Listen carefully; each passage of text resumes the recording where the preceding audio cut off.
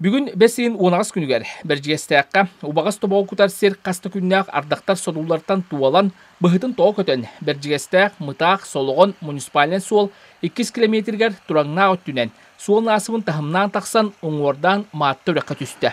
Местетер улус прокурора Михаил Кардашевскай бір-беркел өтін ұйтта. Утахыма түстіғіне амгор қатшақтамыт әппетенстәқ суол оңорар тәрілді. Чөлігер түйәді үлетін ұйтары бәлем сылжар. Роман Дмитриев, Горнелуха, Бәржігестәқ.